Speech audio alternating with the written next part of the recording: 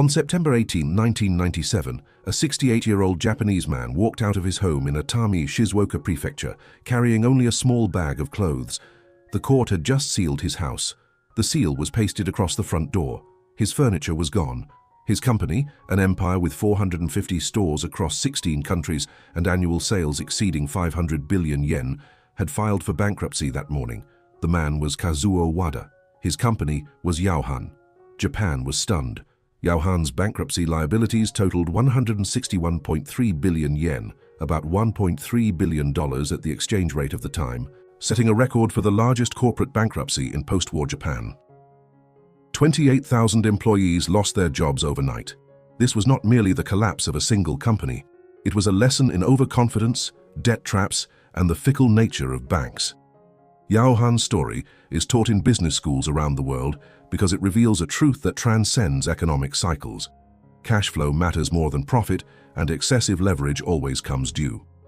Welcome to Finance Traveler, where we explore the epic stories of money, power, and capital across time. Yaohan's story began in 1930. That year, Kazuo Wada's father, Yaohan Wada, and his mother, Kazuo Wada, opened a small vegetable shop in Atami.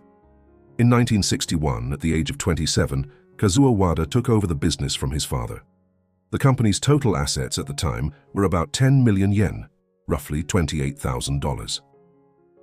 In the early 1960s, the concept of the supermarket had reached Japan from America, and Wada sensed that this was the future.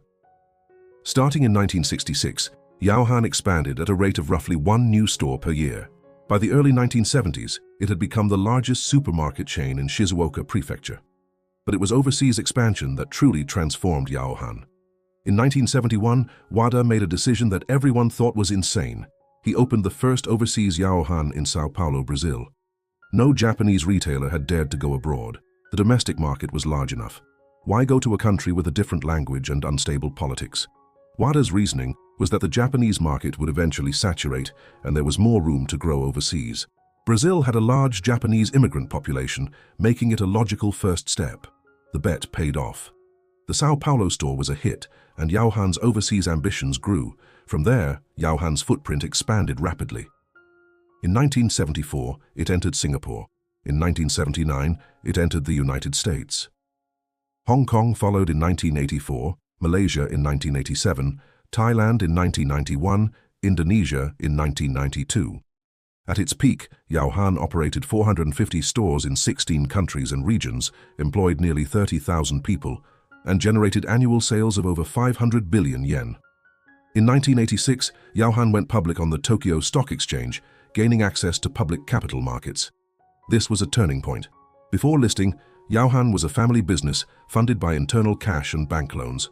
After listing, it had a new source of funding, the open market. The logic of capital now applied. A public company's share price depends on growth expectations. To keep the stock rising, Yaohan had to keep telling a bigger story. More stores, more countries, larger scale. The pace of expansion shifted into high gear.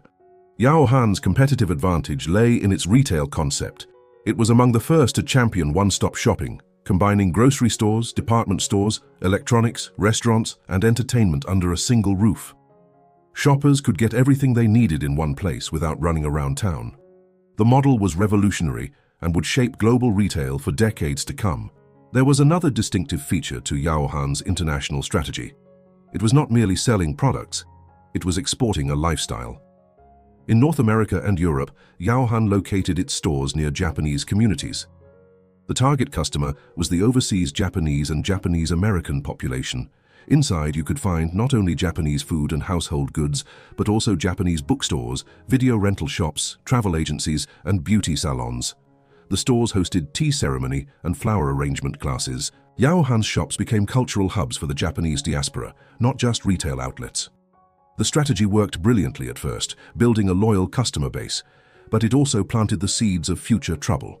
A customer base concentrated among Japanese expatriates meant that growth was capped by the size of that population. When Japan's bubble economy burst, Japanese companies pulled back from overseas operations. The number of Japanese working abroad fell, and Yaohan's core customer base shrank. Meanwhile, Yaohan never succeeded in breaking into the mainstream local market. Its Japanese lifestyle positioning was distinctive, but it also kept most local consumers at a distance. In the early years of its overseas expansion, Yaohan operated on a light asset model. It did not build its own shopping centers, it rented existing commercial space. The financial logic was clear, capital expenditure was low, cash consumption was minimal, leverage was manageable. If a store underperformed, it could be closed and the lease terminated without crippling the company. More importantly, the model preserved flexibility. Yaohan could adjust its store network quickly without being weighed down by property assets. That changed in 1989. That year, Wada moved Yaohan's headquarters to Hong Kong. He and his family settled there and became permanent residents. He established Yaohan International Group and decided to make real estate development a core business alongside retail and restaurants. Yaohan would no longer be just a retailer. It would become a property developer. The company began buying land and building shopping centers across the world, transforming a light asset retail business into a heavy asset real estate operation. The consequences were fatal. First, the business model shifted from generating operating cash flow to betting on asset appreciation. Under the rental model, Yaohan's profits depended on retail margins and inventory turnover. Under the property model, its financial performance became tied to rising land and building values. This was speculation at its core. When asset prices were rising, the books looked great. But when they fell, the entire structure crumbled. Second, the capital requirements exploded. Land acquisition, construction, fit-out and tenant recruitment all demanded huge sums. In 1990 alone, Yaohan purchased large tracts of land in New York, London, Vancouver, Chicago and Penang. Most of this money came not from operating profits, but from bank loans and bond issues. Yaohan's debt-to-equity ratio soared. Leverage climbed to dangerous levels. Third, asset liquidity collapsed. Under the rental model, Yaohan's assets were mainly inventory and accounts receivable, which could be turned into cash relatively quickly. Under the property model, money was locked up in land and buildings. These assets took time to sell and could become completely illiquid in a downturn. Yaohan's financing strategy was central to its downfall. After its 1986 listing, the company had access to equity financing, but it did not use this to optimize its capital structure. Instead, it relied increasingly on debt through the early 1990s.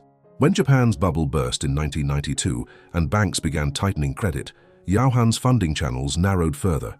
The company turned to riskier instruments. In 1992, Yaohan issued unsecured convertible bonds. To understand this decision, it is necessary to understand how such bonds work. A convertible bond is a hybrid security, combining debt and equity features. An investor who buys one has two choices. The first is to hold it to maturity, collect the interest, and get the principal back, just like a regular bond. The second is to convert it into shares of the issuing company at a predetermined conversion price within a specified time. If the investor converts, they become a shareholder rather than a creditor. From the issuer's perspective, convertible bonds have clear attractions. The coupon rate is much lower than on ordinary bonds. In Japan in 1992, a standard corporate bond might carry a coupon of 5 or 6%. Yaohan could issue convertible bonds at 1 or 2%. The reason investors accept such low interest is that they receive the conversion right. If the company's stock rises, they can convert and capture gains far exceeding the interest they give up. In effect, they trade lower interest for a call option. Convertible bonds are also treated as debt for accounting purposes, so issuing them does not immediately dilute existing shareholders. Dilution happens only if and when conversion occurs. This makes convertibles a common tool for public companies that need funding but want to avoid immediate equity dilution. But there is a fatal catch. The structure only works if the company's stock price rises or at least holds steady. Investor logic is straightforward. If Yaohan's stock soars above the conversion price, investors will convert because selling the shares yields more than redeeming the bond for cash.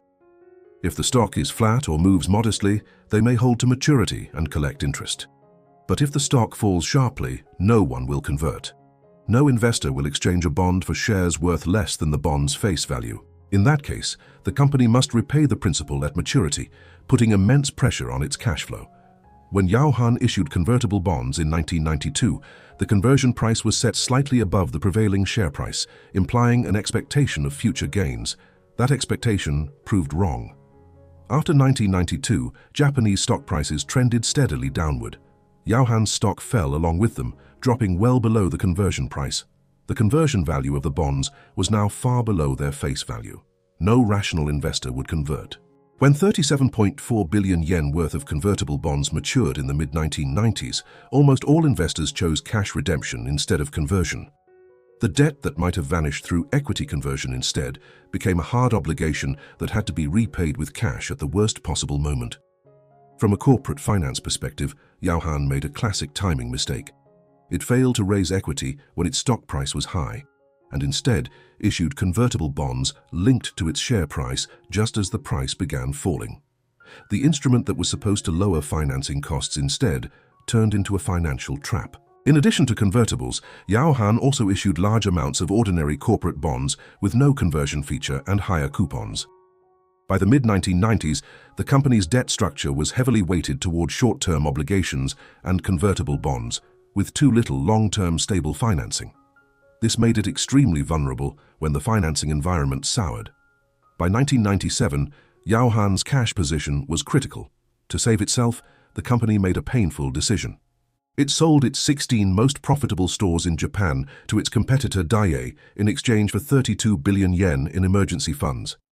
This was asset sale financing, liquidating cash-generating assets to keep the rest of the business afloat. But when the money arrived, Yaohan's main relationship bank, Tokai Bank, demanded that the company repay its outstanding loans. The bank promised that after repayment, it would extend new loans. Yaohan repaid the 32 billion yen. The bank did not make good on its promise.